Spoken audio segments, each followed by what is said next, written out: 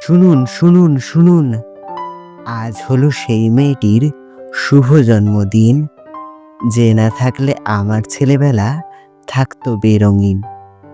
সম্পর্কে সে হয় আমার ছোট্ট মিষ্টি বোন। তাকে নিয়ে আজ ছন্দ মিলিয়ে তবে বলি কিছুক্ষণ।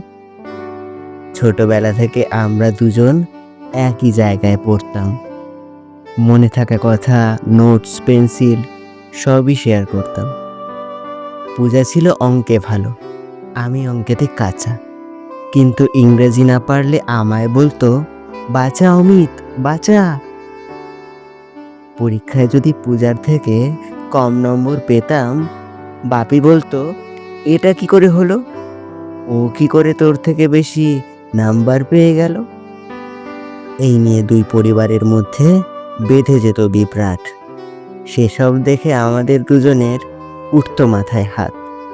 স্কুল জীবনের এই স্মৃতিগুলো আজও বড্ড মনে পড়ে। ফেলে আসা এই দিনগুলো আমায় ক্রমশই আঁকড়ে ধরে।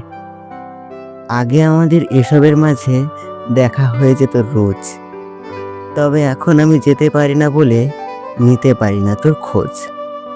আর ম্যাডামও একটু ব্যস্ত এখন নানা রকম কাজে, তাই আমার বাড়িতে আসতে পারে না ইচ্ছে হলেই মাঝে মাঝে। তবে ফেসবুক আর হোয়াটসঅ্যাপেতে আজও খুব কথা হয়।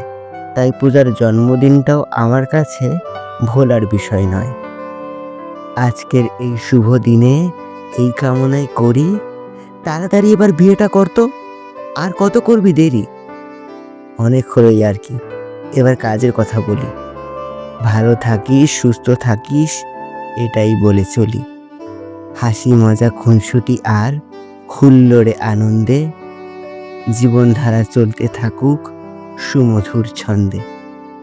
জন্মদিনে কি আর দেব তোকে উপহার, তাই ছন্দ মিলিয়ে গিফট পাঠালাম শব্দের সমাহার।